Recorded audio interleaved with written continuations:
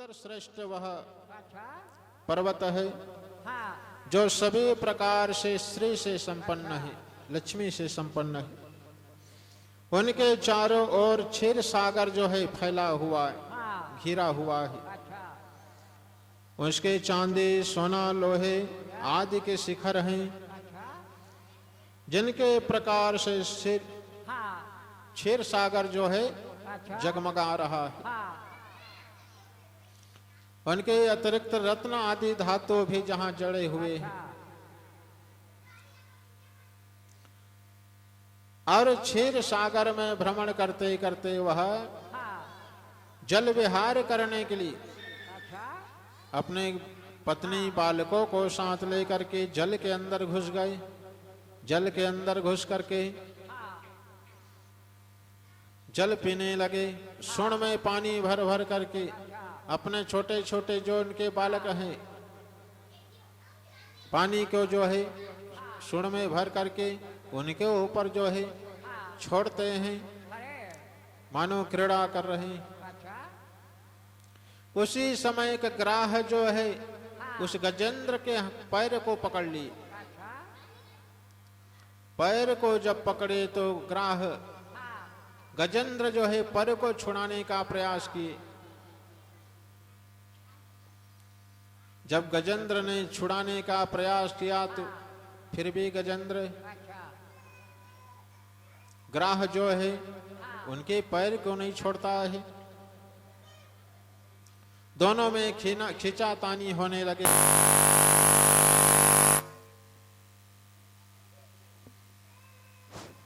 दोनों में खींचातानी होने लगे। कभी अंदर की ओर ग्राह जो है खींचते ले जाते हैं, कभी गजेंद्र बाहर ले आता है। इस प्रकार गजग्राह का युद्ध हुआ घनघोर। शेष रहे दोनों सुभट अपनी अपनी ओर, अपनी अपनी ओर। कभी गज बाहर आता है, कभी प्रबल हो ग्राह खींच जल में ले जाता है। दोनों बलशाली हैं, दोनों में 10,000 हाथी का बल है। इस भांति से बीते वर्ष सहस्त्र युद्ध का अंत न आया। आतुर हुआ गजेंद्र। थोड़े दिन युद्ध खिंचातानी नहीं हुआ। 1000 वर्ष यह खिंचातानी दोनों में होते रही। कभी जल के अंदर वो खींचते तो कभी बाहर गजेंद्र लेकर के आता। जब गजेंद्र थक गया तो हे राजन, गजेंद्र जब थक गया तो वह सोचा कि अब तो मेरा प्राण नहीं बचेगा, यह तो मेरे पैर को छोड़ता ही नहीं। इसलिए परम प्रभु का ध्यान वह करने लगे। प्रभु का जो है ध्यान करने लगे। ओम नमो भगवते तस्मै यत सच्चिदानंद आत्मनः पुरुषाय धीय वेजाय परसाय धीमहि। गजराज ने कहा कि हे चैतन्य स्वरूप, हे चैतन्य स्वरूप को धारण करने वाले, हे देवादिदेव, हे नारायण, हे जगत के आधार, कार्य के कारण से परे तथा विशद विश्व आदि के रचना करने वाले, विश्व को धारण करने वाले आपके मैं शरण में हूँ। यया स्वात्मा निदम निज माया अर्पितः, मैं आपकी शरण में हूँ।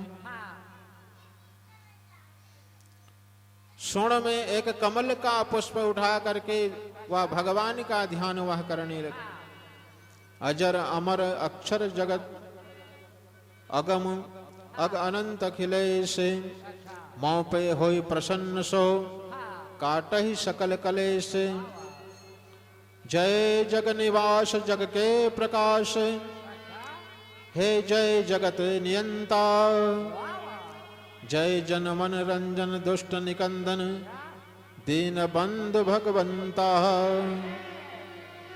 जय संकट तारण निवारण, परितोद्धारण आवो। जय त्राहि माम शरणागतम वत्सल, अब तो मुझे बचाओ। बोले कि हे जग शरणागत वत्सल, मुझे एक ग्राह से मेरी रक्षा करे। हे देवादिदेव, हे हरि, मेरी रक्षा करे। जब प्रभु का ध्यान किए तो भगवान उनकी आवाज को सुने बैकुंठ में, तो दौड़े भगवान गरुड़ में चढ़ करके वहां पहुंचे। जब विलंब होने लगे, गरुड़ महाराज के वेग जब कम पड़ने लगे, तो स्वयं गरुड़ महाराज से कूद करके भगवान नंगे पैर दौड़े दौड़े भगवान तुरंत पहुंचे समुद्र के तट में। अब जब विलंब होने लगा, विहल होकर के अश्रु वृंद बहाते हुए जब ध्यान करने लगे, हे हरि मेरी रक्षा करे, हे हरि मेरी रक्षा करे।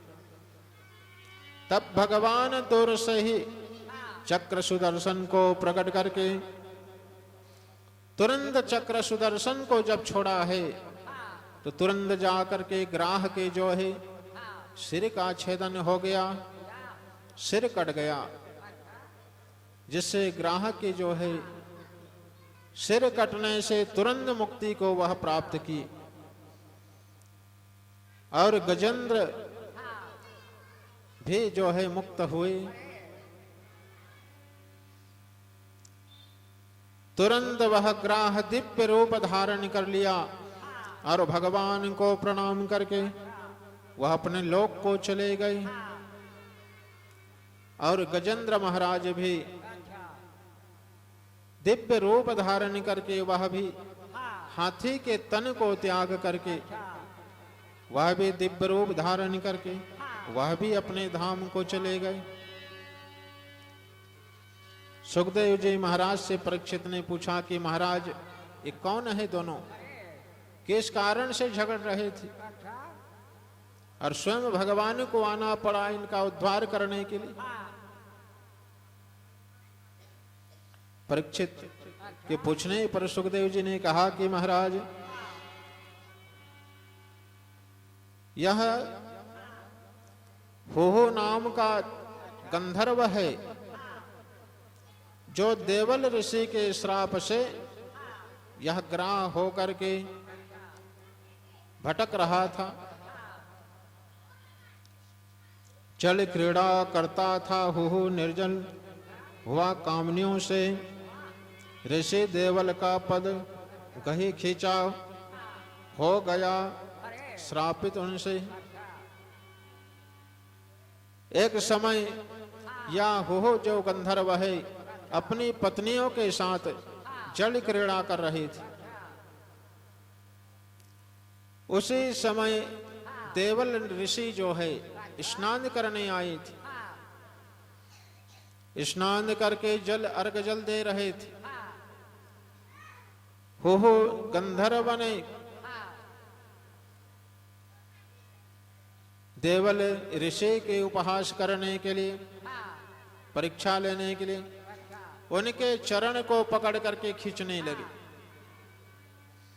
तो देवल ऋषि ने कहा कि अरे दुष्ट, तू मेरे चरण को पकड़ करके खींचता है, इसलिए जा ग्राह हो जा।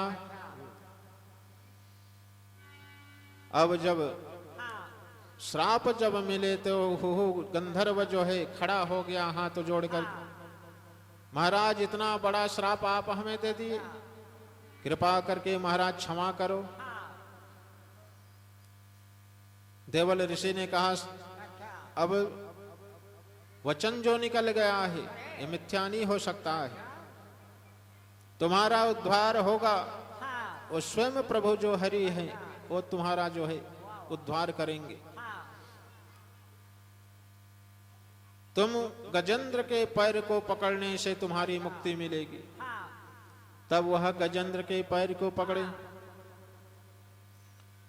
और ये राजा जो है, हाँ, ये हाथी जो है, अच्छा, पूर्व जन्म में मगध हाँ, पांडव नरेश थे, अच्छा, पांडव देश के राजा थे, हाँ, इंद्रधूम नाम के राजा थे।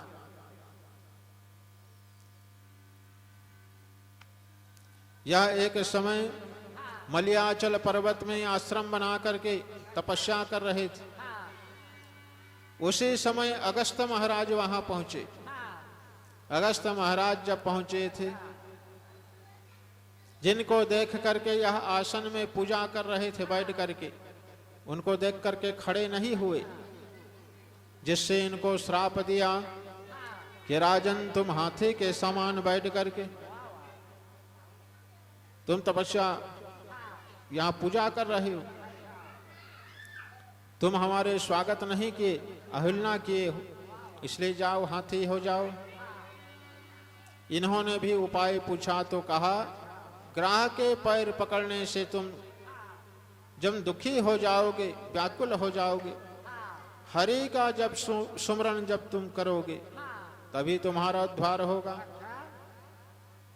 तो हे परीक्षित, यही दोनों जो है श्राप अच्छा, से मुक्ति इनको प्राप्त हुआ है। और ऐसे ही मत्स्य भगवान भी अवतार धारण किए। एक सत्यव्रत नाम के राजा थे, जो नदी में सागर में स्नान कर रहे थे। अंजलि में जब जल दे रहे थे, एक छोटी सी मछली आ गई, जिसको फेंकना चाहे राजा तो मछली कहने लगे, हमें ना फेंको राजन, हमसे जो बड़े मछली हैं हमको निगल जाएंगे, खा जाएंगे। इसलिए राजा ने कमंडल में धारण कर लिया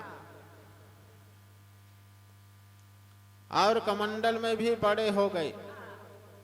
एक बड़े से पात्र में डाले, उसमें भी बड़े हो गए, और जितने बड़े बड़े पात्र में डालते थे वो बढ़ता ही जाता है। लास्ट में एक दिन राजा थक गए, कहे कि महाराज आप तो जितना बड़ा भी पात्र मैं देता हूं उसमें भी बढ़ते जाते हैं, चलो भाई मैं अब तुम्हारी सेवा नहीं कर सकता, जहां से लाया हूं वहीं छोड़ करके आ जाता हूं। समुद्र के तट में चले गए छोड़ने के लिए। जैसे समुद्र में छोड़ने लगे, उसी समय भगवान वहां पर मत्स्य के रूप में भगवान अवतार धारण की। बोलिए मत्स्य भगवान के। मत्स्य के रूप में भगवान वहां प्रकट हुए। बोले कि राजन, आज से 7वें दिन